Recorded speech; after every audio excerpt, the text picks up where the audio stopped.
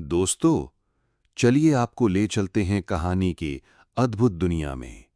और कल्पना कीजिए, पुराने जमाने का एक भव्य किला, ऊंची ऊंची प्राचीरें, बड़े बड़े द्वार और उसके बीचों बीच जगमगाता राजमहल।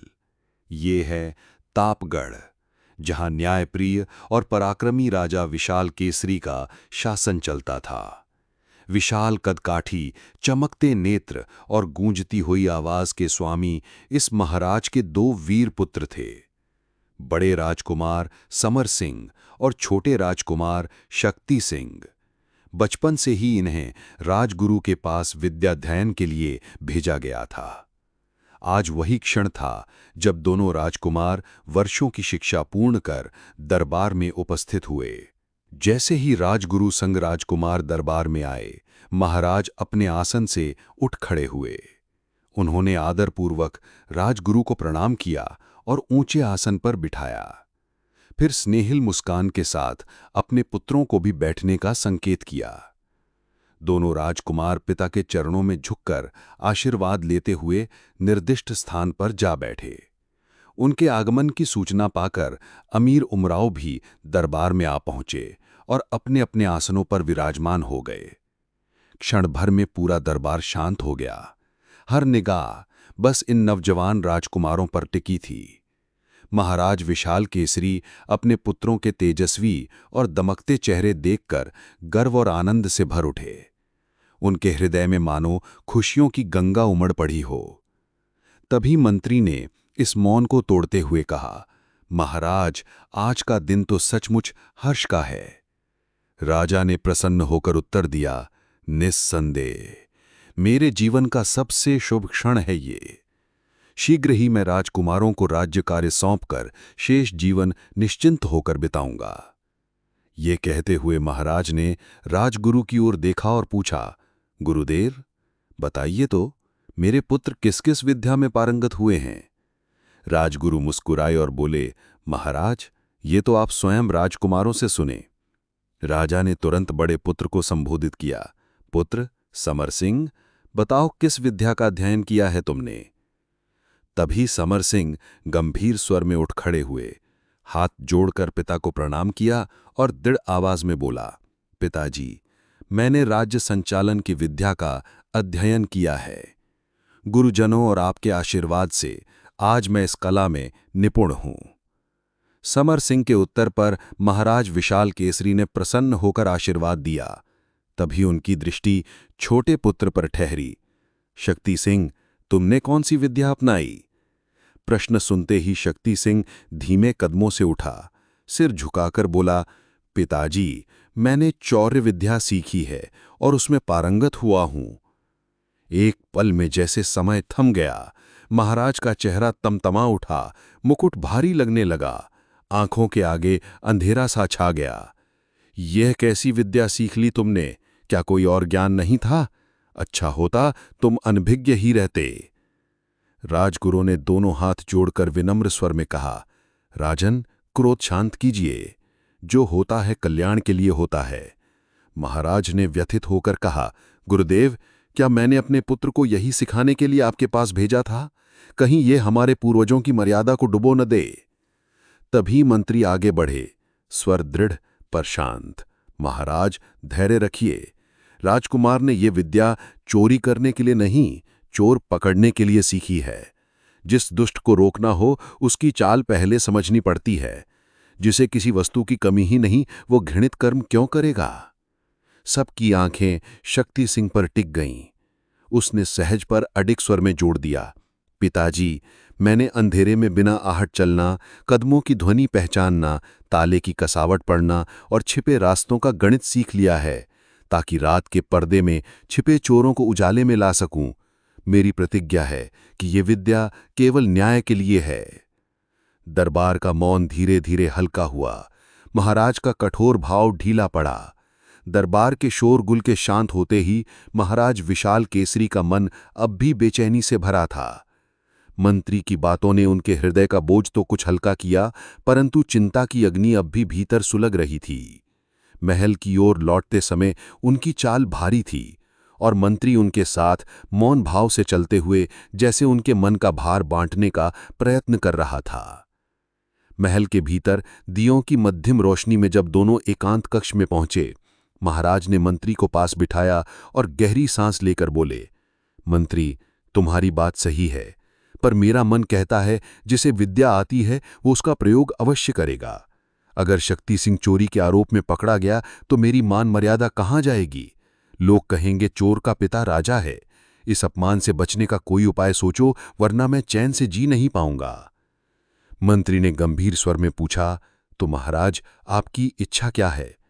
महाराज ने दृढ़ स्वर में कहा, मेरी इच्छा यही है कि इस पूरे बखेड़े को जड़ से मिटा दूं।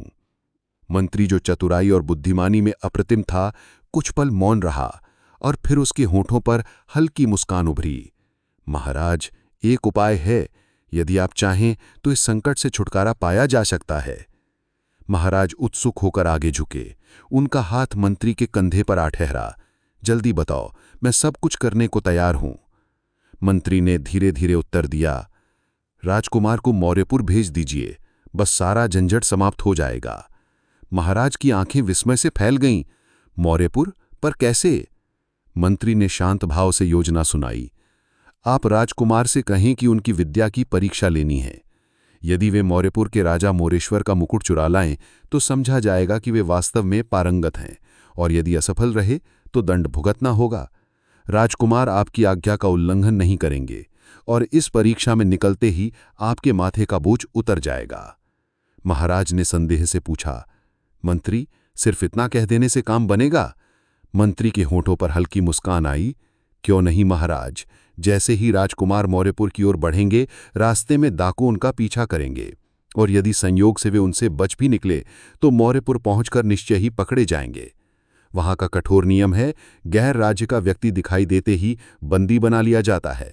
इस बार राजकुमार किसी हालत में नहीं बच पाएंगे। महाराज ने राहत की सांस ली और प्रसन्न होकर बोले, मंत्री, मैं तो तुम्हारे ही कौशल पर राज्य चला रहा हूं। तुम्हारा उपाय उचित है, यही किया जाएगा। मंत्री ने सिर झुकाकर उत्तर दिया, हां महाराज, यही उपाय आपको निश्चिंत कर देगा। महाराज ने दृढ़ स्वर में कहा, तो फिर देर क्यों करें, अभी इसी क्षण उसे बुलाता हूं। तुरंत आदेश दिया गया और थोड़ी ही देर में राजकुमार शक्ति सिंह दरबार में उपस्थित हुए। महाराज ने पुत्र को स्नेहपूर्वक पास बिठाया और मधुर पर गंभीर स्वर में बोले, पुत्र, तुम्हारी विद्या की परीक्षा लेने की मेरी इच्छा है। देखना चाहता हूं कि तुम वास्तव में कितने निपुण हो। ये सुनते ही शक्ति सिंह के नेत्र चमक उठे। स्वर में उत्साह था, पिताजी, ये तो मेरे लिए सौभाग्य की बात है कि आप स्वयं मेरी परीक्षा लेना चाहते हैं।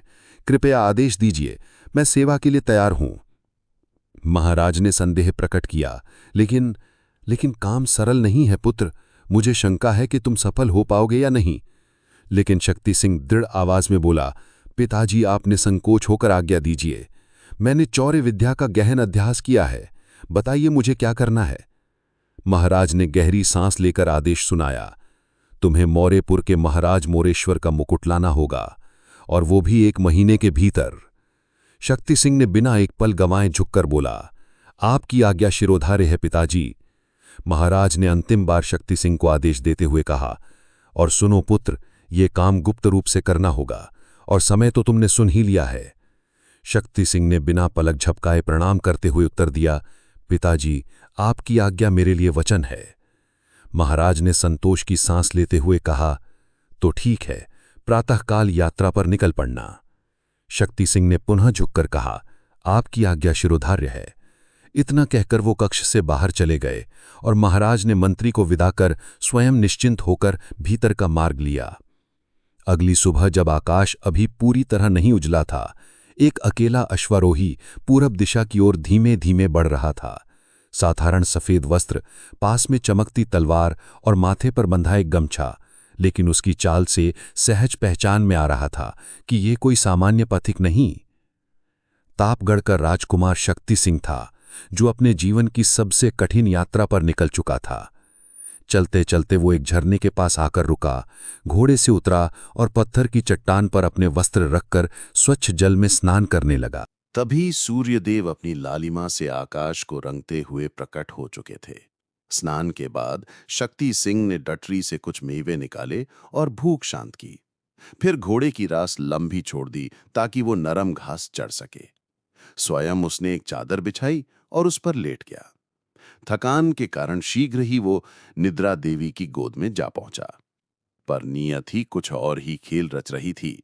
ठीक उसी समय पास की पहाड़ी से दो हृष्टपुष्ट युवक बाहर आए। वे आपस में कुछ बातें करते हुए आगे बढ़े और अचानक रुक गए। उनमें से एक ने उंगली से इशारा किया और धीरे से कहा, रतन, देखो वहां क्या पड़ा है। भोर की सुनहरी किरणें झरने के जल पर चमक रही थीं और उसी पहाड़ी के रास्ते से दो हृष्टपुष्ट युवक धीरे धीरे निकल रहे थे। उनमें से एक, जिसका नाम रतन था, अचानक रुक गया। आंखें मिचमिचाते हुए बोला, कुछ तो दिख रहा है वहां दूर, सफेद सा। रतन ने गर्दन ऊंची कर चारों ओर देखा और उपेक्षा से हंस पड़ा। कुछ नहीं है, तुम बेकार की शंका कर रहे हो, चलो अपना रास्ता देखो। लेकिन उसका साथी जिद पर अड़ गया। नहीं रतन, ध्यान से देखो, सचमुच वहां कुछ है। सफेद कपड़ा साफ दिखाई दे रहा है। आओ पास चलकर देखें। रतन खींचते हुए बोला, तुम तो हर चीज पर शक कर बैठते हो। साथी ने दृढ़ स्वर में कहा, मान लो मेरी आदत है, पर मैं बिना देखे नहीं मानूंगा। तो माना चाहो तो आओ, वरना मैं अकेला ही जाता हूं। इतना कहकर वो आगे बढ़ गया। रतन कुछ देर ठिठका, फिर बड़बड़ाते हुए भी उसके पीछे चल पड़ा। थोड़ी ही देर में दोनों उस जगह पहुंच गए जहां शक्ति सिंह निद्रा में थे। नजदीक जाकर उन्होंने देखा तो वहां कोई साधारण कपड़ा नहीं था, बल्कि एक मनुष्य था जिसने सफेद वस्त्र पहने थे। उसके पास एक छोटी गठरी रखी थी, कमर में तलवार और पास ही घास चरता हुआ एक सुंदर घोड़ा पेड़ से बंधा था। युवक ने रतन के कंधे पर हाथ रखकर कहा, क्यों भाई, अब तो मान गए ना, मेरा भ्रम व्यर्थ नहीं था। रतन की आंखें चौड़ी हो गईं। हाँ, पर आश्चर्य तो इस बात का है कि इस सुनसान और खतरनाक स्थान में, जहां हिंसक पशु घूमते रहते हैं, कोई मनुष्य अकेला कैसे पड़ा हो सकता है। साथी ने अनुमान लगाया, शायद कोई मुसाफिर है, भटकते भटकते यहां आ गया होगा। रतन ने गहरी सांस लेते हुए कहा, चलो उसके पास चलकर देखते हैं। दोनों धीरे धीरे आगे बढ़े और पास जाकर देखा तो युवक शांति से सोया हुआ था। साथी ने फुसफुसाते हुए कहा, रतन, ये तो कोई राजपूत योद्धा लगता है। देखो, उसके वस्त्र और शस्त्र बता रहे हैं। रतन गंभीर होकर बोला, हाँ, मैं भी यही सोच रहा हूं, लेकिन ये सो रहा है या फिर कहीं मृत तो नहीं। चलो इसका परीक्षण करते हैं। तुम अपना हाथ इसकी नाक के पास ले जाकर देखो, सांस चल रही है या नहीं। रतन ने झुककर शक्ति सिंह की नाक के पास हथेली लगाई और तुरंत घबराई आवाज में बोला, भाई, ये तो जीवित है, देखो इसकी सांसें चल रही हैं। लगता है कहीं दूर यात्रा पर निकला होगा, मार्ग भटक कर यहां आ गया और थकान से बेहोश सा सो गया। साथी ने उत्सुकता से बगल में रखी गठरी खोली, पर उसमें केवल मेवे और कुछ खाने पीने की चीजें ही मिली। उसने आंखें तरेर कर कहा, मालूम पड़ता है ये किसी राजा का नौकर है जो लंबा सफर तय कर रहा था। रतन ने हामी भरी, हाँ, मुझे भी ऐसा ही लगता है, पर अब सवाल यह है कि आगे क्या किया जाए। साथी की आंखों में शंका गहरी हो गई। नहीं, इसमें केवल खाना ही नहीं होगा, इसके पास कोई चिट्ठी होगी या फिर धन दौलत भी। मेरा तो यही कहना है कि इसे पकड़कर सीधे अपने सरदार के पास ले चलो। दोनों ने एक दूसरे की ओर देखा और बिना देर किए अचानक सोए पड़े युवक पर टूट पड़े। बेचारा शक्ति सिंह गहरी नींद में था। जब तक संभलता तब तक दोनों ने उसे कसकर जकड़ लिया। वो चौंक कर उनकी ओर देखने लगा और थकी आवाज में बोला, भाइयों, तुम मुझे क्यों पकड़ रहे हो। उनमें से एक ने कड़वे स्वर में पूछा, पहले सच सच बताओ, तुम कौन हो और इस सुनसान पहाड़ी पर क्यों सोए पड़े हो। शक्ति सिंह ने शांत लेकिन दृढ़ आवाज में उत्तर दिया, मैं तो एक मुसाफिर हूं, बहुत दूर से आया हूं। सफर की थकान ने मुझे यहां आराम करने को मजबूर कर दिया। पर तुम लोग कौन हो और मुझे क्यों कैद कर रहे हो। रतन गरज कर बोला, हमसे चालाकी मत करो, साफ साफ बताओ कि तुम्हारा घर कहाँ है और तुम किस ओर जा रहे थे। शक्ति सिंह ने दृढ़ता से जवाब दिया, तुम्हें मेरे घर और सफर से क्या लेना देना। ये सुनते ही दोनों की आंखें भड़क उठी।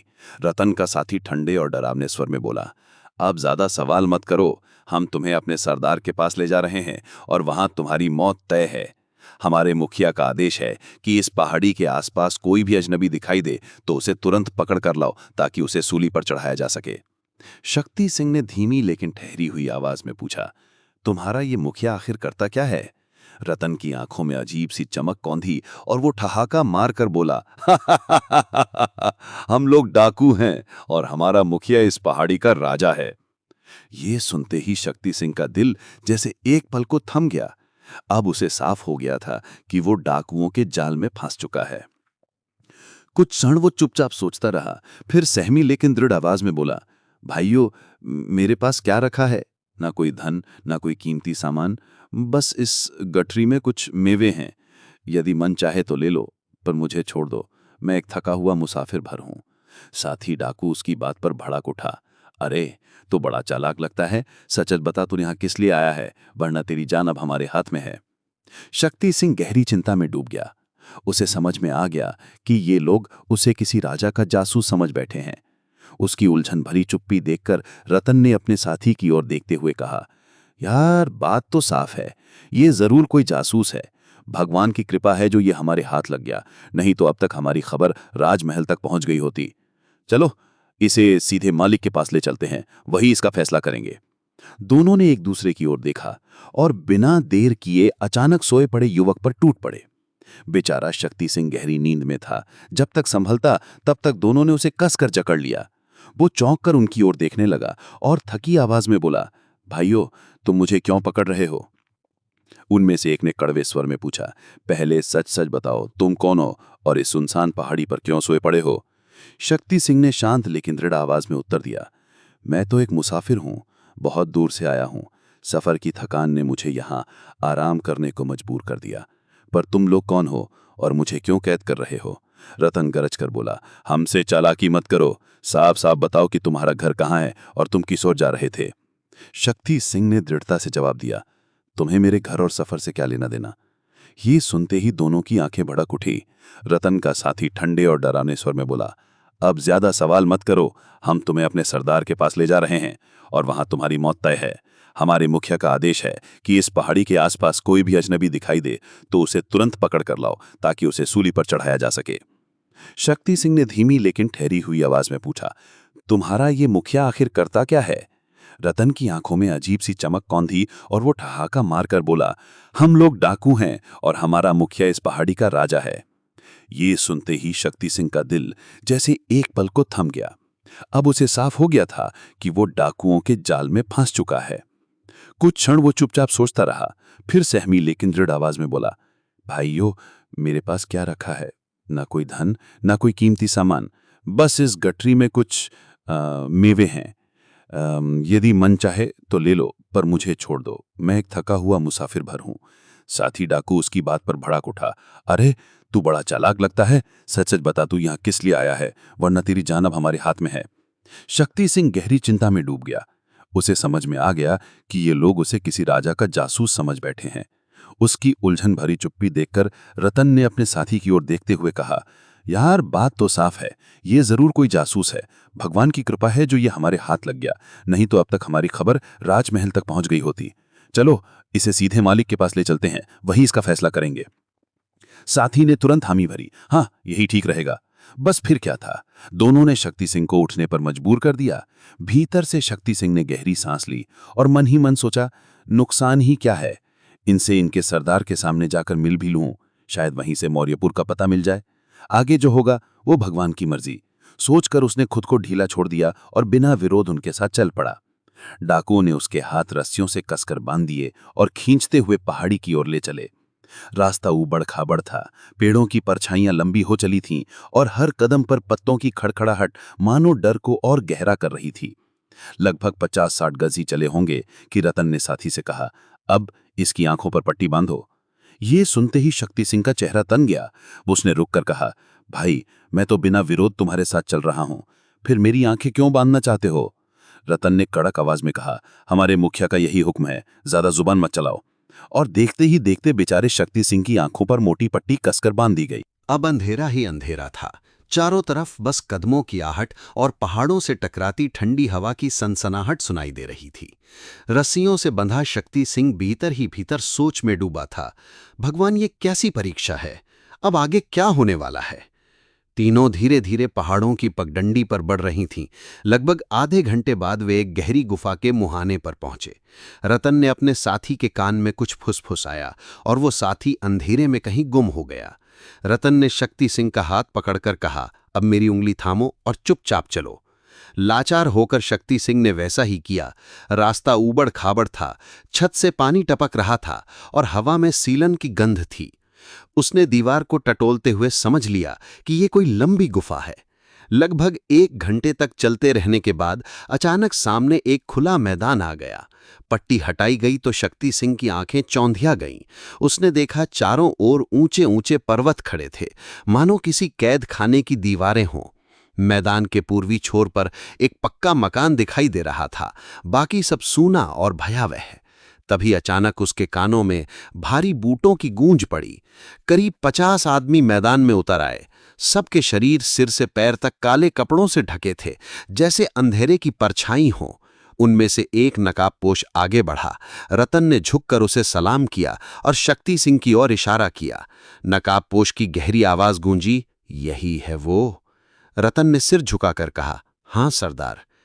इतने में दूसरा नकाबपोश दौड़ता हुआ आया और सरदार के सामने खड़ा होकर बोला, सब तैयार है, अब देर करना ठीक नहीं होगा।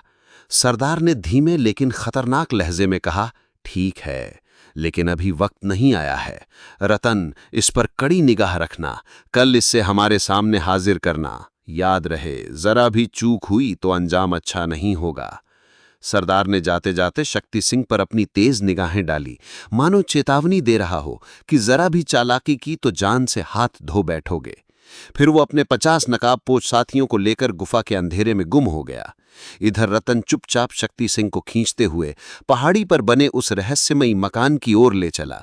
समय धीरे धीरे ढल रहा था। दोपहर के ठीक 2 बजे थे। आकाश में सूर्य अपने अग्नि अश्वों को पश्चिम की ओर मोड़ चुका था। दिन की तपिश अब ढलान पर थी और वातावरण पर अजीब सा सन्नाटा छा गया था। पवन भी मानो थम गई थी। चारों ओर एक भयावह निस्तब्धता पसरी थी। इसी क्षण उधर प्रतापगढ़ का राजमहल भी उस सन्नाटे में डूबा हुआ था। महाराज विशाल केसरी अपने विशाल भवन में गहरे चिंतन में बैठे थे। उनके चेहरे पर चिंता की लकीरें साफ झलक रही थीं। दाहिनी ओर मंत्री महोदय गहरी सोच में सिर झुकाए बैठे थे और बाईं ओर 4-5 दरबारी, जिनके चेहरों पर भी भय और असमंजस साफ झलक रहा था। मानो कोई अदृश्य विपत्ति पूरे दरबार पर छा गई हो। तभी अचानक एक अधेड़ व्यक्ति हाँफता हुआ भीतर आया और इस निस्तब्धता को भंग कर दिया। महाराज ने उसे देखते ही कहा, अरे नगर सेठ, क्या समाचार लाए हो? क्या तुम्हारे पास भी कोई नया हाल है? नगर सेठ की आंखें पहले से ही लाल थीं। उसने कांपते हुए हाथ जोड़े और रोते रोते बोला, महाराज, मैं तो लुट गया। मेरा घर, मेरा धन, मेरा सब कुछ डाकुओं ने छीन लिया। यहां तक कि घर का टूटा फूटा पात्र भी नहीं छोड़ा। अब तो चूल्हा जलाना तक असंभव हो गया है। महाराज, हमारी रक्षा कीजिए। इन डाकुओं ने जीवन को नरक बना दिया है। न खाने का चोन रहा, न सोने का, और कहते कहते उसकी आंखों से आंसुओं की धारा बह निकली। दरबार में गहरा मौन छा गया। महाराज विशाल केसरी उस असहाय सेठ को देखते हुए गहरी आवाज में बोले, सेठ, धैर्य रखो। मैंने पहले ही इन डाकुओं को पकड़ने की तैयारी कर रखी है। मैं स्वयं भी अत्यंत चिंतित हूं, पर चिंता मत करो। हमारे सेनापति को विशेष आदेश दिया गया है, वह जल्द ही इस संकट का अंत करेगा। नगर सेठ को ढाढ़स बंधाकर जब महाराज ने विदा किया तो उनका चेहरा और भी गंभीर हो गया। उन्होंने धीमी मगर तल्ख आवाज में मंत्री से पूछा, मंत्रीवर, आखिर ये डाकू पकड़े क्यों नहीं जाते? क्या मेरे आदेश केवल कागज पर ही रह गए हैं? यदि ये उपद्रव इसी तरह चलता रहा तो एक दिन ये आग मेरे घर द्वार तक भी पहुंच जाएगी। उनकी आवाज में चिंता और रोष दोनों घुला हुआ था। मंत्री ने हाथ जोड़कर विनम्रता से उत्तर दिया, महाराज, आपकी आज्ञा का अक्षरशः पालन किया जा रहा है। आपने स्वयं राजकुमार समर सिंह को उनके ठिकाने का पता लगाने भेजा था, परंतु वे भी सफल न हो सके। मैंने चारों ओर जासूस फैला दिए, हर गांव, हर सराय, हर राह पर नजर रखवाई, मगर डाकुओं का कोई निशान नहीं मिला। नगर की सुरक्षा के लिए कड़ा पहरा बिठाया गया है। पहरेदारों को सख्त आदेश है कि जरा भी लापरवाही न हो। यहां तक कि रात में यदि कोई अनजान व्यक्ति सड़क पर दिखे तो उसे तुरंत पकड़ लिया जाए। ये सुनकर महाराज ने गहरी सांस लेते हुए कहा, तो फिर ये कैसे संभव है कि इतने सख्त पहरे के बावजूद डाकू अपने इरादों में सफल हो रहे हैं? ये तो अत्यंत विचित्र है। सचमुच मुझे कुछ समझ नहीं आता। कहते कहते हुए अपनी गद्दी से उठ खड़े हुए और व्याकुल होकर कक्ष में टहलने लगे। उनकी आंखों में चिंता की ज्वाला और माथे पर गहरी लकीरें साफ दिखाई दे रही थीं। महाराज की बेचैनी देखकर वहीं बैठे 4-5 दरबारी एक दूसरे की ओर देखकर दुख प्रकट करने लगे। उनमें से एक ने मंत्री की ओर देखते हुए धीरे से पूछा, मंत्री जी, हम लोगों के लिए क्या आदेश है? मंत्री ने धीमी आवाज में उत्तर दिया, तुम लोग अभी जाओ, आवश्यकता पड़ने पर बुला लिया जाएगा। ये सुनकर दरबारी बारी बारी से महाराज को प्रणाम कर उठ खड़े हुए और चले गए। थोड़ी देर तक बेचैनी से इधर उधर टहलने के बाद महाराज अचानक ठिठक गए। उनकी आंखों में दृढ़ता झलक उठी और वे गंभीर स्वर में बोले, मंत्रीवर, अब और देर नहीं की जा सकती। कल के दरबार में हमारे सारे वीर योद्धाओं को बुलाया जाए, साथ ही सेनापति सूरसेन को भी। इस संकट से निपटने का उपाय अब खुले दरबार में ही ढूंढना होगा। मंत्री ने सिर झुकाकर सहमति दी, महाराज, यही उचित होगा। अगले दिन राजसभा का दृश्य कुछ और ही था। विशाल सभा मंडप, चमचमाती मशालों की रोशनी और हर कोने में बैठे राजपुरुष। आज वहां तिल धरने की भी जगह न थी। चारों ओर राजकुमारों, सरदारों और बुलाए गए वीर योद्धाओं की कतारें सजी थीं। बीच में शौर्य और निष्ठा का प्रतीक सेनापति सूरसेन बैठे थे। जैसे ही महाराज सभागृह में प्रवेश किया, समूचा दरबार गूंज उठा, जय हो महाराज, जय हो। महाराज के आसन ग्रहण करते ही मंत्री आगे बढ़े और गंभीर स्वर में बोले, वीर योद्धाओं, आप सब जानते ही हैं कि राज्य को डाकुओं के आतंक ने परेशान कर रखा है। जासूस, पहरेदार, सेना नायक, कोई भी अब तक इन दुष्टों का पता लगाने में सफल नहीं हुआ है। इसलिए आज महाराज ने घोषणा की है कि जो योद्धा आगामी 2 सप्ताह में डाकुओं का सटीक ठिकाना खोज निकालकर उन्हें पकड़वाएगा, उसे राजसी खजाने से 10,000 सोने की अशर्फियां पुरस्कार में दी जाएंगी। ये सुनते ही सभा में उत्साह की लहर दौड़ गई। हर योद्धा ने प्रतिज्ञा ली कि वे अपनी जान की बाजी लगाकर भी इस कार्य को पूरा करेंगे। दरबार खत्म हुआ और सब लोग अपने अपने संकल्प के साथ प्रस्थान कर गए। लेकिन जैसे ही सभा भवन खाली हुआ, अंधेरे के एक कोने से एक रहस्यमयी साया चुपचाप सरकता हुआ बाहर निकल गया, मानो वह किसी गहरे राज का गवाह हो। उसी रात पूर्णिमा का चांद अपनी शीतल ज्योत्सना बिखेर रहा था। आकाश मानो रजत धूल से नहा उठा था और मंद बयार वातावरण को स्वप्निल बना रही थी। उधर जहां शक्ति सिंह कैद था, अर्धरात्रि का समय था जब पहाड़ी पर स्थित एक सुनसान मकान से रहस्यमयी झंकार सुनाई पड़ी, कभी धीमी, कभी तीव्र। उस मकान में बंदी बनाए गए शक्ति सिंह ने कांपते दिल से कान लगाकर इन आवाजों को सुना। उसकी आंखों में हैरानी तैर गई। यह कैसी ध्वनि है? कौन है जो इस वीराने में रात के सन्नाटे को चीर रहा है? झंकार हर पल और रहस्यमयी होती जा रही थी। थोड़ी ही देर में सरदार ने रतन सिंह को शक्ति सिंह को लाने का आदेश दिया। रतन सिंह ने जैसे ही सरदार का आदेश पाया, उसने शक्ति सिंह को मजबूती से पकड़कर उस पहाड़ी मकान की ओर बढ़ना शुरू किया। चांदनी रात में पत्थरों से बनी संकरी पगडंडी पर उनके कदमों की आहट सुनाई दे रही थी। मकान तक पहुंचते ही रतन एक पुराने तहखाने में ले गया, जहां लोहे की जंग लगी सीढ़ियां नीचे अंधेरे में उतर रही थीं। लगभग 6-7 डंडे उतरने के बाद वो एक ठंडे सीलन भरे कमरे में पहुंचे। वहां रतन ने एक खिड़की खोली और उसी संकरी राह से शक्ति सिंह को बाहर निकालकर आगे ले चला। बाहर आते ही शक्ति सिंह की आंखें फैल गईं। चारों ओर ऊंचे ऊंचे पहाड़ मानो प्रहरी बनकर खड़े थे। बीच में संगे मरमर का एक फव्वारा कलकल बह रहा था। उसके चारों ओर फूलों की क्यारियां सजी थीं, जिनकी खुशबू रात की हवा में घुल रही थी। उस फुव्वारे से कुछ ही दूरी पर पत्थर का एक भारी भरकम घर खड़ा था। लेकिन ये घर कोई सामान्य मकान नहीं था, बल्कि एक कैद खाना, एक ऐसा अड्डा जहां न जाने कितने कैदी पहले से कैद थे। हर कोठरी के सामने लोहे की मोटी सलाखें और दरवाजों पर नकाबपोश पहरेदार तलवारें लिए चौकसी कर रहे थे। जैसे ही रतन वहां पहुंचा, सभी पहरेदारों ने सिर झुकाकर सलाम किया। रतन ने गंभीर आवाज में कहा, इसे नंबर 8 में डाल दो और ध्यान रहे जरा भी ढिलाई न हो। इतना कहकर वो वहीं से लौट गया। उधर शक्ति सिंह को एक अंधेरे कमरे में ठूंस दिया गया और बाहर से मोटे ताले जड़ दिए गए। पहरेदार अपनी तलवार थामे वहीं खड़ा हो गया। अंदर बैठे शक्ति सिंह को अचानक पास ही से पायल की मंद झंकार सुनाई दी और वो उत्सुकता से सलाखों से बाहर झांकने लगा। तभी बाहर टहल रहा पहरेदार खिन्न आवाज में बोला, क्या ताक रहे हो? यहां से कोई निकल नहीं सकता, चुपचाप बैठो। शक्ति सिंह ने शांति से कहा, भाई नींद ही नहीं आ रही, समझ नहीं आता तुम लोग इस कैद में कैसे रहते हो। उस बूढ़े पहरेदार ने, जिसकी आंखों में उम्र और अनुभव दोनों झलक रहे थे, तलवार को जमीन पर टिकाते हुए लंबी सांस ली और बोला, सच कहते हो, यहाँ की रातें बड़ी कठिन हैं। यहाँ मच्छर बहुत हैं, क्योंकि पास ही घोड़े बंधे रहते हैं। ये कैद सिर्फ तुम्हारी नहीं, हम सब की है। अंधेरे कैदखाने की उस दमघोटू खामोशी में शक्ति सिंह ने समझ लिया था कि यह बूढ़ा पहरेदार दिल का बहुत अच्छा है और यही उसकी एकमात्र उम्मीद हो सकता है। उसने धीरे से मुस्कुराते हुए बात छेड़ी, भाई ये कैसी आवाजें आ रही हैं? बूढ़ा पहरेदार हंसकर बोला, दरबार में नाच हो रहा है। शक्ति सिंह ने उत्सुकता से पूछा, किसका दरबार? पहरेदार ने ठंडी सांस भरते हुए कहा, हमारे सरदार का, मगर उसका नाम क्या है ये मैं भी नहीं जानता। मैंने तो उसे आंखों से देखा भी नहीं। शक्ति सिंह चौंक गया और बोला, तो फिर तुम यहां कितने समय से हो? पहरेदार ने धीरे से जवाब दिया, बस 2 महीने हुए। खाना मिलता है और मालिक का आदेश निभाना पड़ता है। शक्ति सिंह ने मौका देखकर उसके दिल को और कुरेदा। भाई मुझे तो लगता है कि मैं व्यर्थ ही फंसा दिया गया हूं। बताओ ना, क्यों पकड़ा गया हूं मैं? बूढ़ा पहरेदार असमंजस में बोला, ना बाबा ना, हमें क्या मालूम, हमें बस पहरा देना आता है। ये कहते हुए वो खिड़की के पास चौकी पर बैठ गया और तंबाकू मलने लगा। शक्ति सिंह ने देखा कि अब उसकी आंखों में नरमी है, तो उसने और दांव खेला। क्या बताऊं भाई, मैं तो बिन घर का, बिन परिवार का इंसान हूं। न घर है न पत्नी, अकेला ही जी रहा हूं। इतना कहते ही उसकी आवाज भरा गई और आंखों से आंसू छलक पड़े। ये देखकर बूढ़े पहरेदार का दिल पसीज गया, उसकी आंखें भी नम हो गईं। गहरी सांस लेकर वो बोला, तुम्हें देखकर मुझे अपने बेटे की याद आ गई, मगर भगवान ने उसे हमसे छीन लिया। बूढ़े के आंसुओं को देखकर शक्ति सिंह ने सांत्वना दी, दादा, जो कुछ भी परमात्मा करता है वो भले के लिए ही करता है, बस धीरज रखना चाहिए।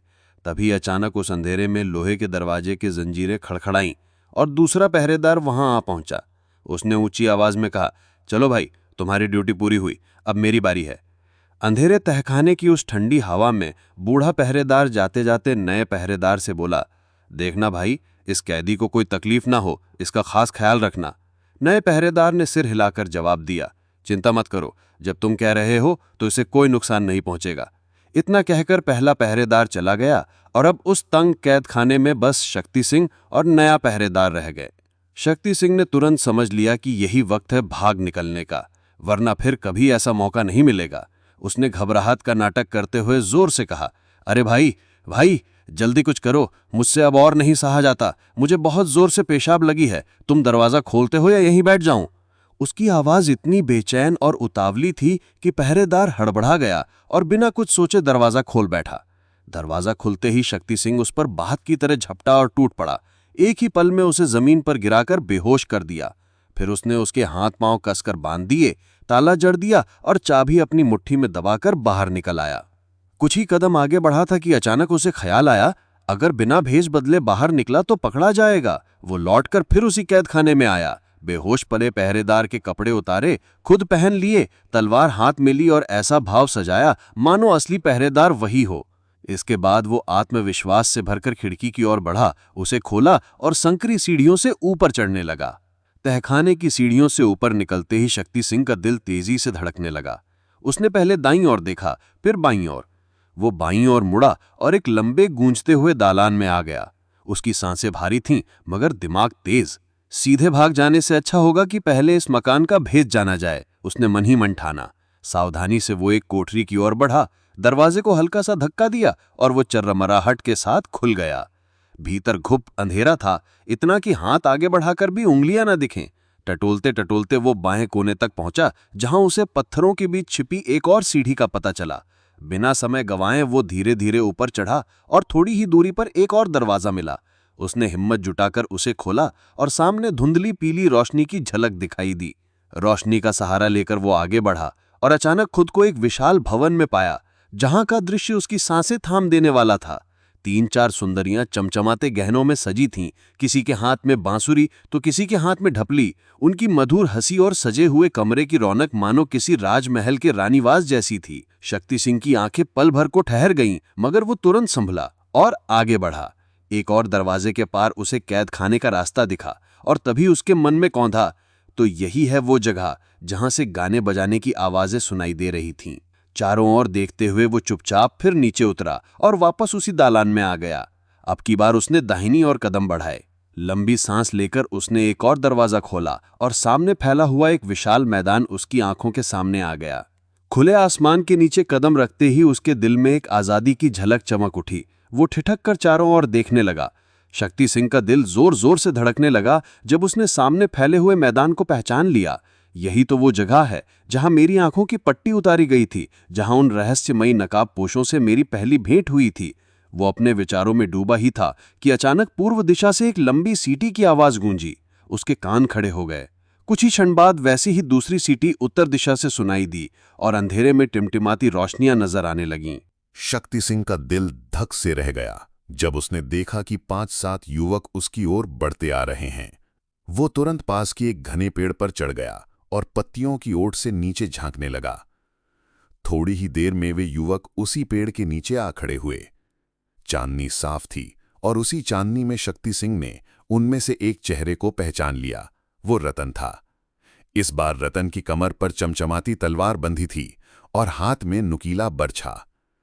कंधे पर एक बोझा टिकाए हुए उसने अपने साथियों से कहा, मैंने यहीं एक आदमी को देखा था, मगर अब वो कहीं नजर नहीं आता। चलो तुम लोग चारों ओर ढूंढो। युवक चारों ओर फैल गए और मैदान की एक एक जगह छान डाली, मगर किसी को कुछ नहीं मिला। तभी रतन ने हरधर नामक युवक को आदेश दिया, जाओ कैद खाने में कैदियों की खबर लो। हरधर दौड़ता हुआ चला गया और कुछ ही देर बाद हाँफता हुआ वापस लौटा। उसकी हालत देखकर रतन के माथे पर शिकन पड़ गई। उसने घूरते हुए पूछा, क्या बात है? हरधर घबराती आवाज में बोला, नंबर 8 का कैदी भाग गया है। रतन की आंखें हैरानी से फैल गईं। उसने लगभग चिल्लाकर कहा, क्या? नंबर 8 का कैदी भाग गया? हरधर ने सिर झुकाकर कांपती आवाज में उत्तर दिया, हां। ये सुनते ही रतन का चेहरा तमतमा उठा। उसकी पकड़ बर्छे पर और कस गई। उसने गुस्से में गरजते हुए पूछा, और वो पहरेदार, वो कहां है? हरधर की आवाज कांप रही थी जब उसने कहा, वो तो कैदखाने में बंधा पड़ा है और दरवाजे पर ताला भी जड़ा हुआ है। ये सुनते ही रतन की आंखों में चिंता की परछाई दौड़ गई। वो बड़बड़ाया, ये तो बड़ी मुसीबत हो गई। लगता है उस कैदी ने पहरेदार को ही कैद कर चाबी लेकर भाग निकला है। इतना कहते ही रतन ने होंठों से एक अजीब सी सीटी बजाई, जिसकी ध्वनि सुनते ही मानो अंधेरे से निकलकर 15 जवान मैदान में आ खड़े हुए। रतन ने गरज कर कहा, एक कैदी भाग निकला है, तुम लोग चारों दिशाओं में फैल जाओ, हर रास्ते पर पहरा बैठा दो, कहीं से भी वो बचकर न जा पाए। आदेश मिलते ही जवान साए की तरह बिखर गए और मैदान पर 4-5 आदमियों का पहरा बैठा दिया गया। रतन अब खुद कैद खाने की ओर बढ़ा। अंदर का दृश्य अजीब था। पहरेदार का मुंह कपड़े से ठूसा हुआ, हाथ पांव कसकर बंधे हुए। रतन ने अपने हाथों से उसकी रस्सियां खोलीं और घूरते हुए पूछा, बोल, ये सब कैसे हुआ? पहरेदार की सांसें अभी भी तेज थीं। उसने थरथराती आवाज में कहा, जब मेरी ड्यूटी आई तो जगपति सिंह यहीं से लौट रहे थे। जाते समय उन्होंने मुझे खास तौर से चेताया था कि इस कैदी को कोई तकलीफ ना होने पाए। इसके बाद मैं अपनी निगरानी में लग गया। थोड़ी ही देर में अचानक वो कैदी बेचैन होकर बोला, भाई मुझे बहुत जोर से पेशाब लगी है, खोलते हो या नहीं? उसकी आवाज में ऐसी अजीब विनती थी जैसे किसी ने मेरे मन पर जादू कर दिया हो। मैं जाने क्यों उसकी बातों में आ गया और दरवाज़ा खोल दिया। दरवाज़ा खुलते ही वो बिजली की तरह मुझ पर टूट पड़ा और एक ऐसा घूंसा मारा कि मेरी आंखों के आगे अंधेरा छा गया। जब होश आया तो खुद को बंधा हुआ उसी कैदखाने में पाया। ये कहते कहते उसकी आंखों से आंसू छलक आए और हाँफते हुए उसने फुसफुसाया, पानी, जरा पानी पिला दो। एक युवक तुरंत दौड़कर आया और कांपते हाथों से पहरेदार को पानी पिला दिया।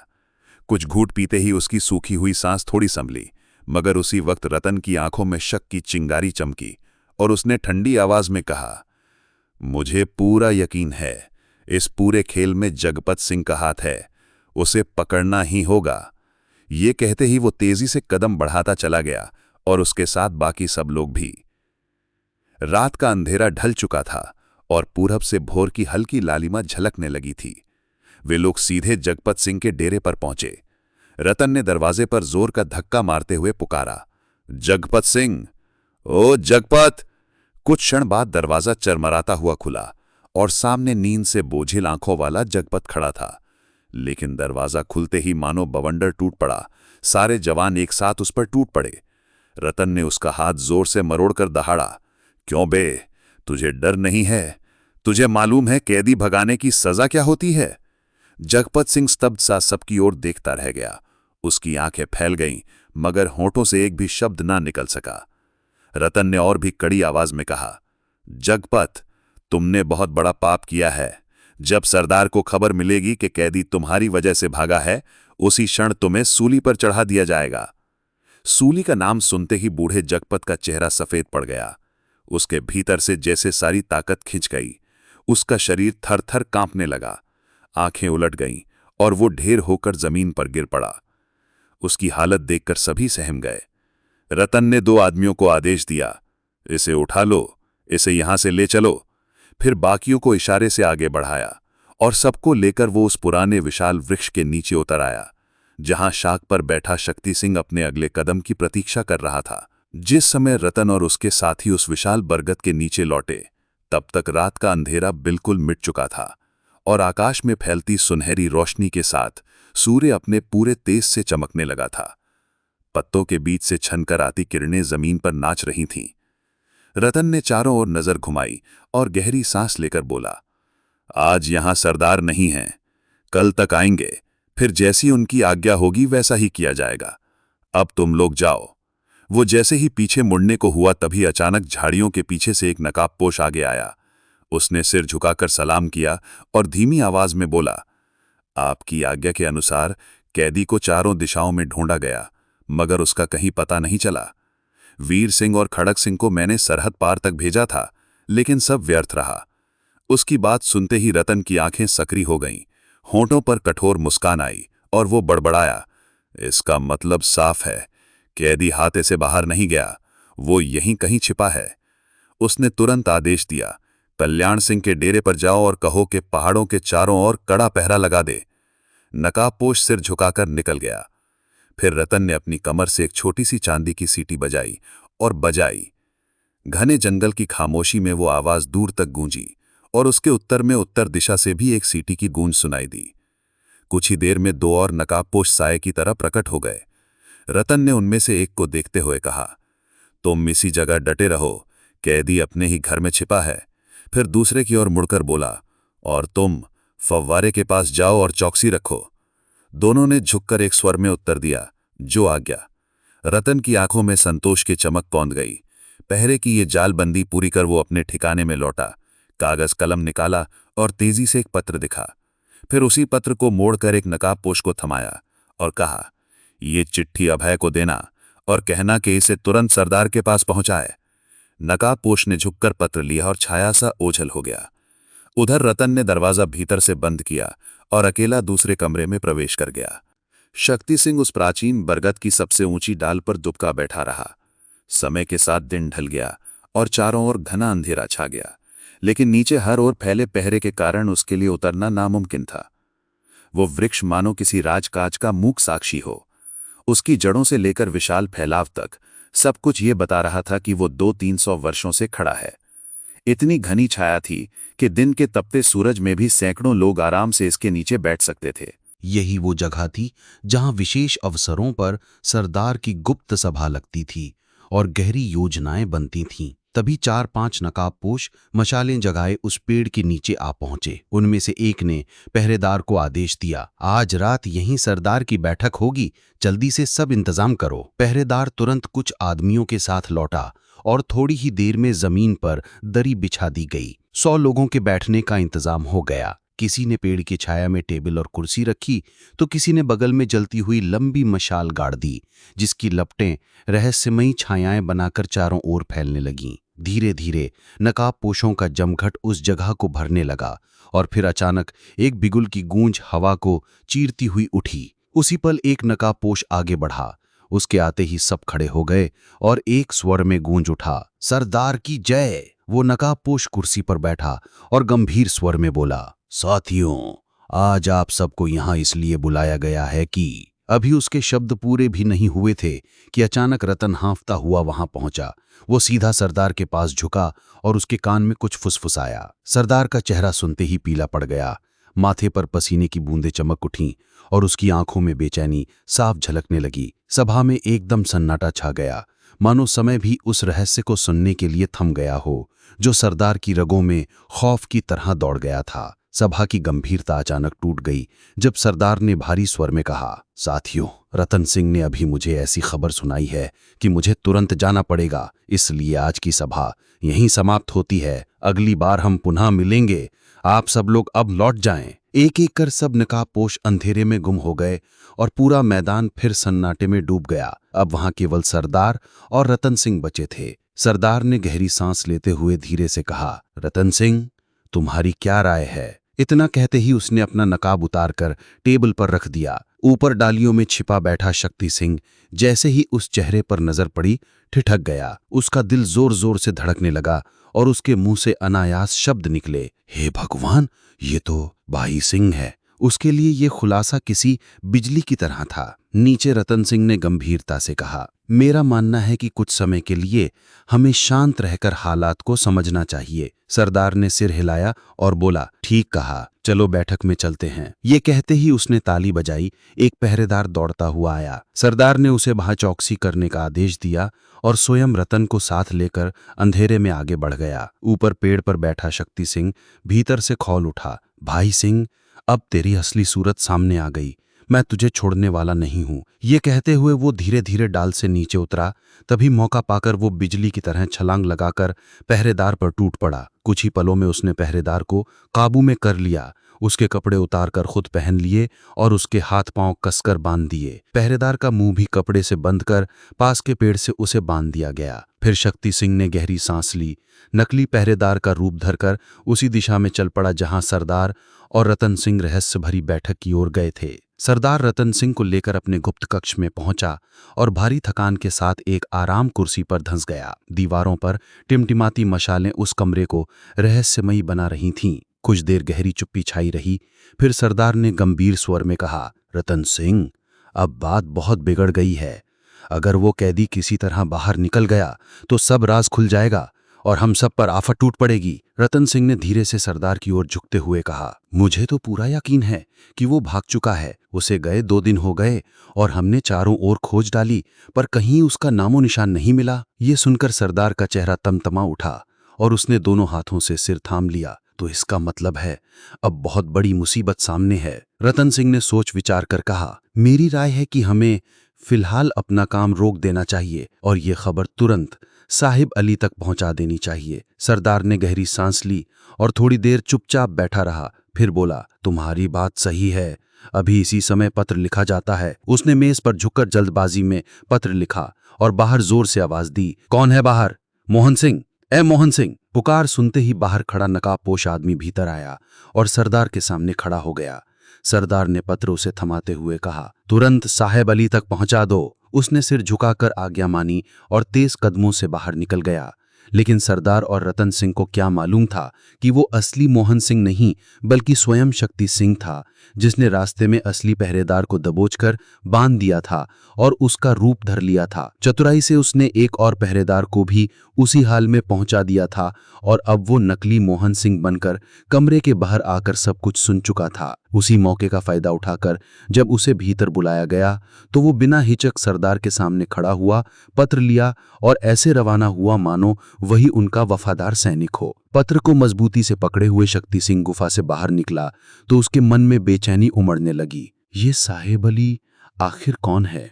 खैर, पहले यहां से सही सलामत निकल लूं, फिर सब पता कर ही लूंगा। ऐसा सोचते हुए वो आगे बढ़ा और मैदान पार कर गुफा के मुहाने तक पहुंचा। वहां 2 नकाबपोश चौकसी से बैठे थे। उन्होंने उसे रोका और कड़क आवाज में पूछा, कहां जा रहे हो? शक्ति सिंह ने आत्मविश्वास से उत्तर दिया, साहेब अली के पास ये पत्र ले जाना है। दोनों में से एक नकाबपोश ने हंसते हुए कहा, हो तो तुम मोहन सिंह हो? शक्ति सिंह ने थकान का बहाना करते हुए कहा, क्या बताऊं भाई, सरदार जी के आदेश पूरे करते करते जान सूख गई है। नकाबपोश ने सिर हिलाकर कहा, बात सही है, पर सुन लो, साहेब अली तक पहुंचने का रास्ता कोई और नहीं जानता, सिर्फ तुम ही हो। अब देर मत करो, लंबा सफर तय करना है। उनकी बात सुनकर शक्ति सिंह मन ही मन अपने भाग्य को धन्यवाद देता हुआ भीतर बढ़ गया। आधे घंटे तक टेढ़े मेढ़े रास्तों और अंधेरी गलियों से गुजरने के बाद जब वो बाहर आया तो सामने खुला आकाश देखकर उसकी सांसें राहत से भर गईं। वो एक बड़ी चट्टान पर बैठ गया और चारों ओर नजरें दौड़ाने लगा। ऊपर आकाश में गोल चांद अपनी चांदी जैसी रोशनी फैला रहा था और उसके चारों ओर असंख्य तारे चमक रहे थे। उस उजाले में पूरी पहाड़ी जैसे किसी स्वर्ग का टुकड़ा लग रही थी। परंतु उस सौंदर्य के बीच शक्ति सिंह का मन घबराहट से भर गया। रास्ता कहीं दिखाई नहीं दे रहा था। सामने घना अंधेरा ओढ़े हुए भयानक जंगल फैला हुआ था, जबकि तीनों ओर ऊंचे ऊंचे पर्वत दीवार बनकर खड़े थे। भूख से उसका शरीर कमजोर हो रहा था और मन में बेचैनी बढ़ रही थी, लेकिन रुकना अब खतरे से खाली नहीं था। ये बात शक्ति सिंह भली भांति समझ चुका था। मन ही मन उसने ठान लिया, अब चाहे कुछ भी हो आगे बढ़ना ही होगा। वो चट्टान से उठा और झाड़ियों और जंगली पेड़ों को हटाते हुए सावधानी से आगे बढ़ा, पर तभी उसके कदम जैसे जम गए। सामने रास्ते के बीच एक विशालकाय सांप भन फैलाए खड़ा था। उसकी चमकती आंखें अंधेरे में अंगारों की तरह लग रही थीं। शक्ति सिंह के शरीर में सिहरन दौड़ गई। वो तुरंत पीछे हटकर उसी चट्टान पर लौट आया। सौभाग्य से सर्प का मुंह उसकी ओर नहीं था, वरना उसी क्षण उसका अंत तय था। धड़कते दिल को संभालते हुए वो पत्थर पर बैठा और चारों ओर नजरें दौड़ाने लगा, लेकिन हर ओर अंधेरा और घना जंगल ही दिखाई देता था। वो थके हुए स्वर में बुदबुदाया, अब तो भगवान ही मालिक हैं। इतना कहकर उसने हिम्मत जुटाई और बाईं ओर का रास्ता पकड़ा। सामने और भी घना जंगल था। हवा में नमी और भय की गंध थी, लेकिन शक्ति सिंह ने मन में ठान ली, अब पीछे लौटना नामुमकिन है, चाहे जान जाए या बच जाए। उसने दांत भींचकर पेड़ों की टहनियों को हटाना शुरू किया और धीरे धीरे आगे बढ़ता गया। आधे घंटे की कठिन मशक्कत के बाद अचानक उसे एक पतली पगडंडी दिखाई दी। वो पगडंडी मानो अंधेरे में उम्मीद की लौ थी। बिना समय गंवाए शक्ति सिंह उसी पर चल पड़ा। कुछ ही दूर जाने पर उसे जमीन ऊंची होती नजर आई और अचानक खुला रास्ता सामने आया। ऊपर से आती चांदनी उसकी आंखों में उम्मीद भर रही थी। उसके थके चेहरे पर मुस्कान लौट आई, मानो मृत्यु के पंजों से छूटकर जीवन की ओर लौट आया हो। वो तेजी से आगे बढ़ा और देखते ही देखते उसी जगह पहुंच गया जहां से दुश्मनों ने उसे पकड़ा था। पुरानी जगह देखकर उसके दिल में अजीब सा साहस उमड़ पड़ा। रात अब गहरी हो चुकी थी। चांद आधी ऊंचाई पर था और घड़ी आधी रात का इशारा कर रही थी। थोड़ी देर पत्थर पर बैठकर उसने सांसें संभाली, फिर दृढ़ निश्चय के साथ उठ खड़ा हुआ और कदम बढ़ा दिए। इस बार पूर्व दिशा की ओर, जहां शायद उसकी किस्मत उसका इंतजार कर रही थी। प्रातः का समय था। पूरब से निकलते सूर्य की किरणें धरती पर सोने की परत सी बिछा रही थीं। गांवों के लोग अपने अपने कामों में लग चुके थे। कहीं बैल हल खींच रहे थे, कहीं औरतें घड़े भरकर घर लौट रही थीं, तो कहीं बच्चे आंगन में खेल रहे थे। पर इन्हीं दृश्यों के बीच एक युवक थका मांदा झाड़ियों से घिरे पुराने पीपल के नीचे सोया पड़ा था। ये कोई साधारण युवक नहीं था, वही वीर शक्ति सिंह। उसके चेहरे पर पिछले कई दिनों की थकान साफ झलक रही थी। समय बीतता गया और जैसे जैसे सूरज ऊपर चढ़ा, धूप तेज होती गई। उसके माथे से पसीना बह निकला और तपती किरणों ने उसे जगा दिया। आंखें मलते हुए वो उठ बैठा और चौंक कर बोला, अरे ये तो आधा दिन बीत चुका। प्यास से गला सूख रहा था तो वो उठकर जल की खोज में निकल पड़ा। लगभग 1 मील की दूरी पर उसे एक तालाब दिखाई दिया। मिट्टी के घाट पर उतरकर उसने कपड़े उतारे, ठंडे जल में डुबकी लगाई और थोड़ी देर तैरने के बाद किनारे बैठकर चादर ओढ़ ली। तभी दूर से गुनगुनाहट सुनाई दी। 2 पथिक उसी ओर चले आ रहे थे। उनमें से एक गीत गा रहा था, एक लोक धुन जो सुबह की ताजगी में गूंज रही थी। उनके आते ही शक्ति सिंह के विचार टूट गए। उसने उन्हें गौर से देखा और मन ही मन सोचा, शायद यही लोग मुझे राह दिखा सकते हैं। वो उठकर उनके पास गया और धीमे स्वर में बोला, क्यों भाई, कहाँ जा रहे हो? दोनों पथिक उसकी ओर देख रुक गए। शक्ति सिंह ने साहस करके कहा, भाई मैं एक मुसाफिर हूं और रास्ता भटक गया हूं। पहले पथिक ने थोड़ा आश्चर्य से पूछा, तो जाना कहाँ चाहते हो? शक्ति सिंह ने उत्तर दिया, मेरा गंतव्य है मौर्यपुर। ये सुनकर दूसरा पथिक हंसकर बोला, भाई मौर्यपुर, वहां पहुंचने में तुम्हें पूरे 3 दिन लग जाएंगे। ये सुनते ही शक्ति सिंह का हृदय धक धक करने लगा। उसे लगा मानो किस्मत ने फिर से उसकी परीक्षा की घड़ी सामने रख दी हो। तो सुनिए दोस्तों, दृश्य की कल्पना करिए। धूप अब थोड़ी ढलान पर आ चुकी है, पर राह अभी लंबी है। शक्ति सिंह उन दोनों पथिकों के साथ कदम से कदम मिलाकर चल रहा था। चलते चलते उसने सहज भाव से पूछा, आप लोग कहाँ जा रहे हैं? पहले पथिक ने मुस्कुराते हुए कहा, हम तो मौर्यपुर ही जा रहे हैं। दूसरे ने तुरंत जोड़ा, तो क्यों ना हमारे साथ चलो, राह भी कट जाएगी और मंजिल भी मिल जाएगी। शक्ति सिंह झिझकते हुए बोला, आपको कोई तकलीफ तो नहीं होगी? पहले पथिक ने हंसकर कहा, अरे भाई, तकलीफ कैसी, 2 से 3 हो जाएंगे, यात्रा और भी सुहानी हो जाएगी, हमें क्या नुकसान? दूसरे पथिक ने हाथ बढ़ाकर कहा, तो फिर आओ और हम तीनों साथ साथ सफर तय करते हैं। इस तरह तीनों हमसफर बने और धीरे धीरे बातों का सिलसिला शुरू हुआ। कभी गांवों की चर्चा, कभी राजाओं के किस्से और कभी अपनी निजी घटनाएं। शक्ति सिंह का व्यक्तित्व ऐसा था कि थोड़ी ही देर में उसने दोनों का मन जीत लिया। उसका सौम्य व्यवहार और मधुर बोल जैसे उनके दिल में उतर गए थे। 2 घंटे का सफर मानो पलों में कट गया और तीनों एक पुरानी सराय तक पहुंच गए। सराय बाहर से साधारण दिखती थी, लेकिन भीतर के आंगन में गहरी खामोशी पसरी थी। तीनों भीतर गए और जोर से पुकारा। कुछ ही क्षणों बाद लकड़ी के सहारे धीरे धीरे कदम घसीटती एक झुर्रियों भरी बुजुर्ग औरत बाहर आई। उसकी आंखों में उम्र का बोझ और चेहरे पर अनुभव की गहरी रेखाएं थीं। उसने कर्कश आवाज में पूछा, कौन है? तुम लोग कौन हो? पहला पथिक झुककर बोला, माँ, हम यात्री हैं, मौर्यपुर जा रहे हैं। फिर उसने इशारा करते हुए कहा, और ये हमारे साथ नया मुसाफिर है, नौकरी की तलाश में मौर्यपुर जाना चाहता था, मगर रास्ता भटक गया था। हमें दया आई, इसलिए इसे साथ ले लिया।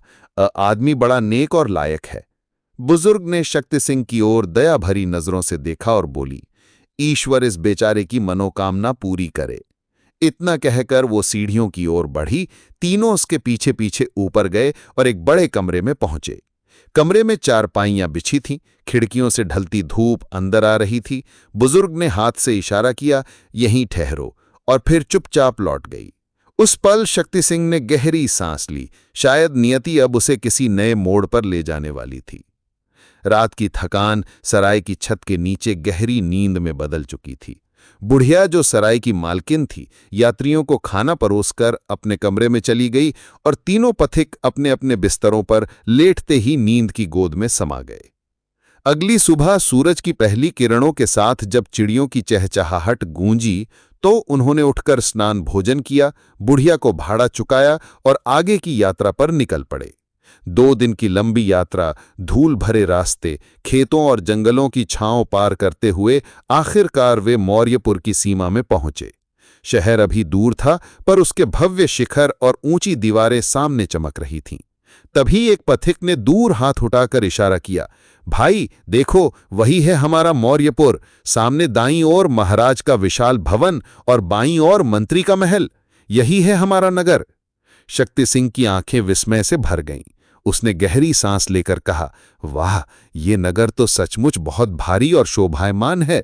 इतनी भव्यता मैंने पहले कभी नहीं देखी। दूसरे पथिक ने मुस्कुराते हुए कहा, अब हमारा काम यहीं तक था। तुम महाराज से भेंट करना चाहते हो ना, तो सीधे इसी मार्ग पर चले जाना, राजमहल सामने मिलेगा।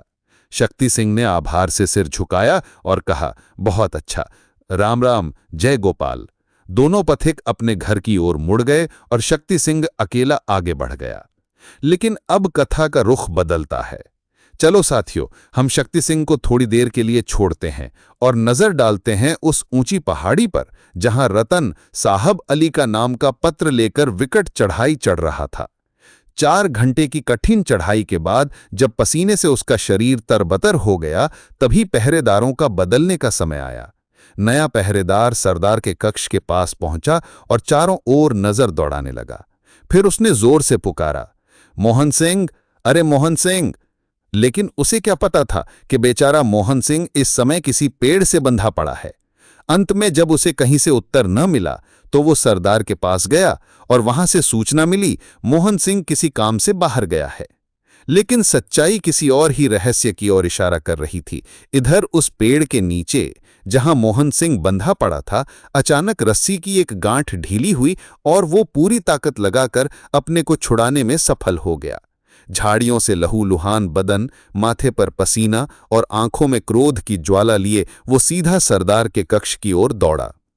उस समय सरदार अपनी भारी आराम कुर्सी पर बैठा था, पर चेहरे पर शांति नहीं थी, मानो भीतर कोई भयानक तूफान चल रहा हो। तभी मोहन सिंह अंदर आया और घुटनों के बल झुककर सलाम किया। सरदार ने उसे पहचानते ही चौंकते हुए पूछा, काम कराए? मोहन हांफते हुए बोला, काम? कौन सा काम महाराज? मैं तो कब से उस पेड़ से बंधा पड़ा हूं, बड़ी मुश्किल से अभी अभी अपने को छुड़ाकर भागा हूं। ये आप कैसी बात कर रहे हैं? लगता है किसी ने मेरी शक्ल बनाकर आपको छल दिया है। सरदार अचानक खड़ा हो गया, उसकी आंखों की पुतलियां फैल गईं और कांपती आवाज में बोला, क्या कहा? तुम बंधे पड़े थे? कैसे हुआ ये सब? मोहन ने थरथराती सांसों के बीच शुरू से लेकर आखिर तक का पूरा किस्सा कह सुनाया। जैसे जैसे उसकी बातें सरदार के कानों में पड़ रही थीं, सरदार की भुजाएं क्रोध से तंती चली गईं। अंत में उसने मेज पर मुट्ठी मारते हुए आदेश दिया, जाओ तुरंत रतन सिंह को यहां लाओ। थोड़ी देर बाद मोहन रतन को साथ लेकर लौटा। सरदार ने गहरी सांस ली और अब तक सुनी सारी बात रतन के सामने दोहराई। तभी कक्ष में एक और पहरेदार आया, वही जो वट वृक्ष के पास ड्यूटी पर था। उसने भी अपनी आंखों देखी घटना बयान की और उसकी बात ने पूरे वातावरण में और सनसनी फैला दी। उसने दृढ़ स्वर में कहा, मैं सौगंध खाकर कहता हूं, वह कोई और नहीं, वही नंबर 8 का कैदी था। उसकी शक्ल मैंने अपनी आंखों से साफ देखी थी। सरदार की आंखों में आग सी चमक उठी, मानो अब कोई बड़ा रहस्य खुलने वाला हो। अब हालात इस कदर उलझ चुके थे कि सरदार और रतन सिंह दोनों के चेहरे पर हवाइयां उड़ रही थीं, मानो जमीन पैरों तले से खिसक गई हो। दोनों कुछ देर तक एक दूसरे का चेहरा ताकते रह गए। फिर सरदार थके हुए बूढ़े की तरह सर पकड़कर भारी कुर्सी पर बैठ गया। कमरे में सन्नाटा था। दीवार पर लटकता हुआ दिया हल्की हल्की लौ से डगमगा रहा था। सरदार ने टूटी सी आवाज में पहरेदारों से कहा, जाओ अपने काम में लगो। पहरेदार झुककर निकल गए, लेकिन उस कमरे की हवा अब और भी बोझिल हो चुकी थी। सरदार ने रतन की ओर गहरी सांस लेकर देखा और कहा, मामला अब हाथ से निकल गया है। लगता है वही हमारी जान का मालिक बन गया। उसने मोहन सिंह का रूप धरकर साहेब अली की चिट्ठी ले ली। अब सोचो अगर उसके हाथ वो चिट्ठी पहुंच गई तो हमारी हर चाल खुल जाएगी। रतन पसीने से भीगा, हकलाती आवाज में बोला, हुजूर मेरा दिमाग घूम रहा है, कुछ समझ में नहीं आता क्या करें। सरदार झल्लाकर बोला, कोई तो युक्ति बताओ, बैठकर हाथ पर हाथ धरे रहने से मौत हमारे गले पड़ जाएगी। रतन ने डरते डरते कहा, मेरे हिसाब से यही ठीक है कि सब कुछ छोड़कर चुपचाप किनारा कर लिया जाए, शायद बचने का यही रास्ता हो। सरदार ने मेज पर जोर से हाथ मारा, आंखें लाल हो गईं। किनारा करना इतना आसान नहीं रतन, जरा सोचो, जब वो वट वृक्ष पर बैठा हमें देख रहा था तब क्या उसने मुझे पहचान नहीं लिया होगा? बचना इतना सरल नहीं। रतन की आवाज कांप उठी। तो फिर क्या उपाय है मालिक? सरदार ने गहरी सांस खींची, खिड़की से बाहर अंधेरे आसमान की ओर देखते हुए बोला, एक ही रास्ता है, तुम तुरंत नगर में जाकर पता करो कि वह अब कहाँ है। मैं सौदागर के घर पर तुमसे आ मिलूंगा, बाकी बात वहीं होगी। रतन ने सर झुकाकर कहा, बहुत अच्छा, पर यहाँ का क्या किया जाए? सरदार का स्वर अब कठोर हो चुका था। सबको सूचना दे दो, शाम ढलते ढलते यहाँ कोई नहीं रहेगा। हर आदमी आपातकालीन जगह पर पहुंच जाए। अब हमें अपनी चाल बदलनी होगी, नहीं तो ये खेल हमें निगल जाएगा। वह चंपा रानी और कमला को साथ लेकर रतन नगर की ओर बढ़ चला, जबकि सरदार पीछे रह गया ताकि यहाँ का अंतिम बंदोबस्त कर सके। उसके जाते ही रतन ने अपने कंधे से बिगुल उतारा और आकाश चीर देने वाली आवाज में उसे बजा दिया, मानो पूरी घाटी गूंज उठी हो। उस ध्वनि के साथ ही पहाड़ों की ओट से लगभग 200 नकाबपोश योद्धा प्रकट हुए। उनकी आंखों में अजीब चमक थी, जैसे मौत का फरमान पढ़ने आए हों। रतन ने उन्हें सरदार का आदेश सुनाया और आदेश मिलते ही सबके सब साई की तरह बिखर गए। थोड़ी ही देर में वह अपने अपने सामान समेत पगडंडियों पर एक एक करके गुम होने लगे। दिन की रौनक अब संध्या की उदासी में बदल चुकी थी।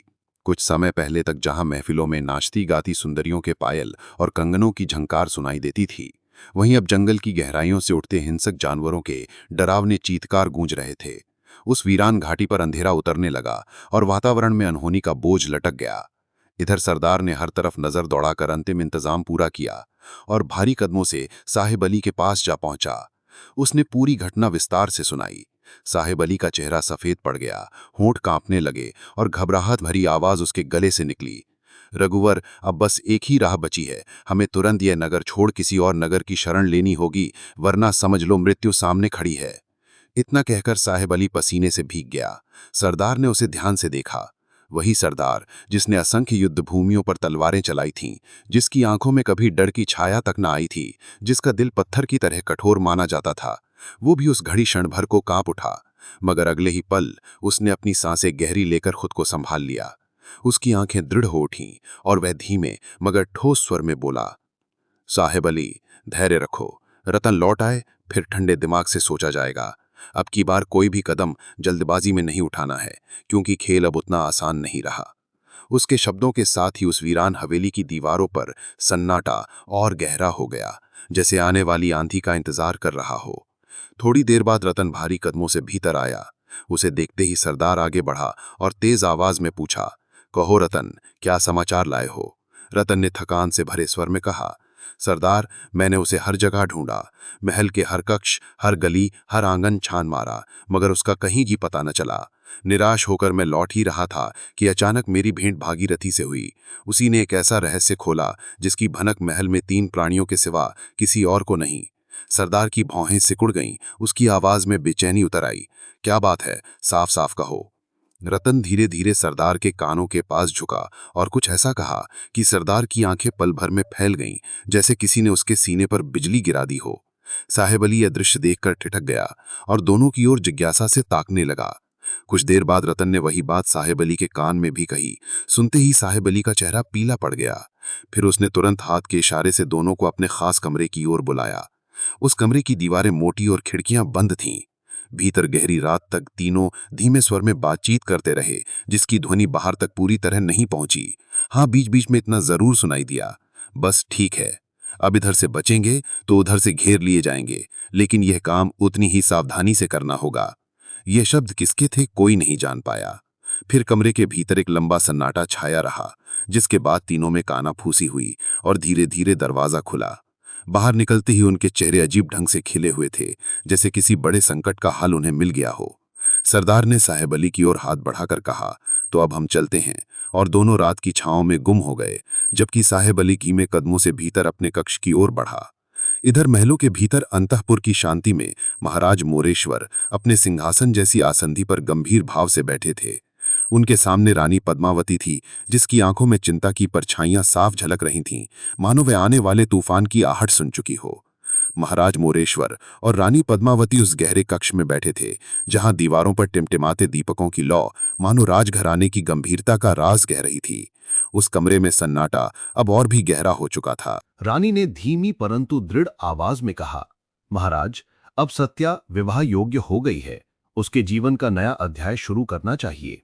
महाराज ने गहरी सांस लेते हुए उत्तर दिया, प्रिय, ये बात मैं भी जानता हूं। अनेक कुलीन घरानों के वर देखे, परंतु किसी में वो तेज, वो आभा, वो संतुलन नहीं जो मुझे जंचे।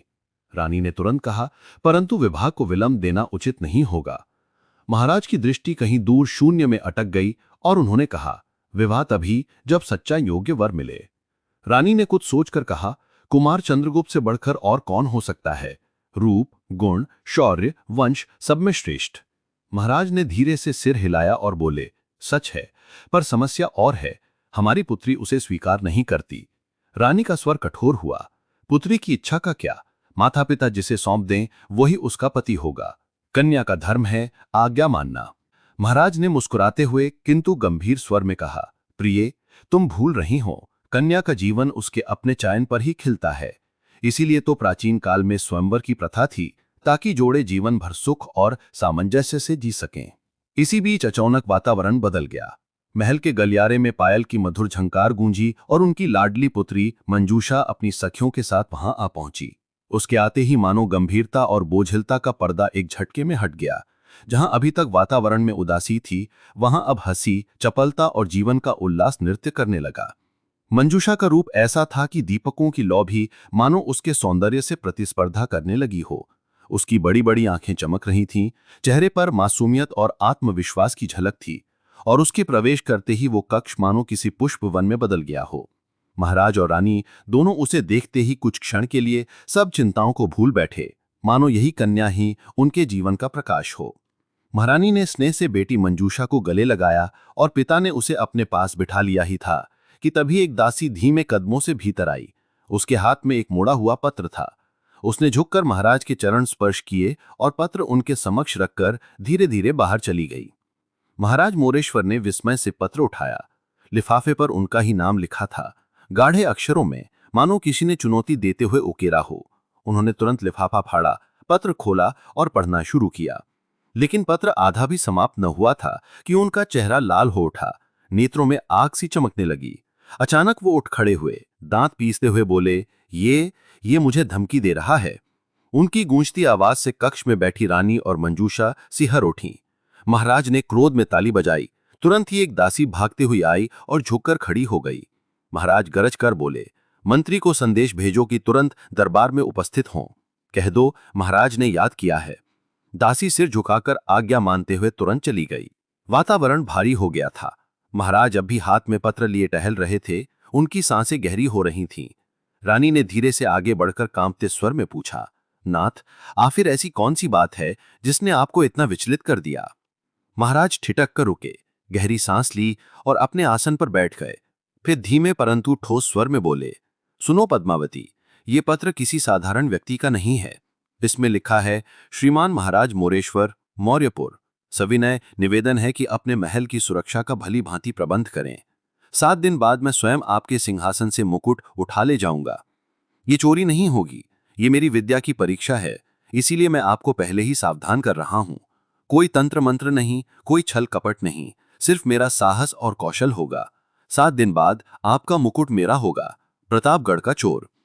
महाराज ने पत्र समाप्त किया और उनकी आंखों में आग सी धड़क उठी। उनके हाथ मुट्ठियों में भींच गए। उन्होंने घोर स्वर में कहा, 7 दिन, बस 7 दिन, और वो निर्लज मुझे खुली चुनौती देकर गया है। रानी और मंजूषा ने जब वो पत्र सुना तो उनका चेहरा गुस्से से तपने लगा, मानो ललकार केवल महाराज को नहीं, पूरे परिवार को दी गई हो। रानी ने दांत भींचते हुए कहा, नाथ, कोई तुच्छ कीड़ा दीपक की लौ को ललकारे, ये उसकी भूल ही नहीं, उसका अंत भी होगा। मंजूषा ने भी रोष में भरकर कहा, उसकी क्या मजाल जो हमारे राजे का मुकुट छू भी सके। महाराज ने गंभीर स्वर में कहा, यह पतंगा सोचता है कि दीपक को बुझा देगा, पर उसे नहीं पता कि इस लौ के पीछे पूरा तूफान खड़ा है। तभी अचानक एक दासी हांफती हुई भीतर आई और झुककर बोली, महाराज, मंत्री मोहन पधारे हैं। महाराज ने हाथ उठाकर संकेत किया, आने दो। फिर उन्होंने रानी और मंजूषा को विदा किया और आदेश दिया कि वे कक्ष से बाहर जाएं। क्षण भर बाद मंत्री भीतर आए, राजसी शिष्टाचार निभाते हुए प्रणाम किया और आसन ग्रहण किया। महाराज ने क्रोध में थरथराते हाथों से वो पत्र मंत्री की ओर बढ़ाया। पढ़ो, देखो कैसी घृष्टता है। मंत्री ने ध्यान से पत्र पढ़ा और आंखें सिकोड़ते हुए बोले, महाराज, ये व्यक्ति केवल चोर नहीं बल्कि घमंडी भी है। उसे आपके प्रताप और राज्य की शक्ति का अंदाजा ही नहीं है। महाराज ने गंभीर स्वर में कहा, बात सही है, लेकिन केवल क्रोध से काम नहीं चलेगा, इंतजाम भी करना होगा। मंत्री ने तुरंत कहा, हाँ महाराज, मैं अभी सिपाहियों को कड़ा आदेश देता हूं और अपने लोगों को चारों दिशाओं में भेजता हूं। वो कहीं छिपा होगा तो हमारे आदमी खोज निकालेंगे। महाराज ने सिर हिलाते हुए कहा, परंतु मंत्री, ये तो खुली चुनौती है। उसने स्वयं ही कहा है कि 7 दिन बाद वो आएगा। तब तक हमें यह भी जानना होगा कि वो आखिर है कौन और कहां छिपा है। मंत्री ने कुछ पल सोचा, फिर बोले, एक उपाय है महाराज, हम ज्योतिषी जी को बुलाएं, उनकी विद्या से निश्चित रूप से इस चोर का ठिकाना पता चल सकता है। महाराज ने तुरंत हामी भरते हुए कहा, ठीक है, उन्हें शीघ्र बुलाओ। मंत्री ने पहरेदार को संकेत किया। कुछ ही देर में श्वेत वस्त्र पहने, झुर्रियों से भरे शांत मुख और तेजस्वी नेत्रों वाले वृद्ध ज्योतिषी भीतर आए। महाराज ने आदरपूर्वक उठकर उन्हें प्रणाम किया और अपने सिंहासन के निकट आसन पर बिठाया।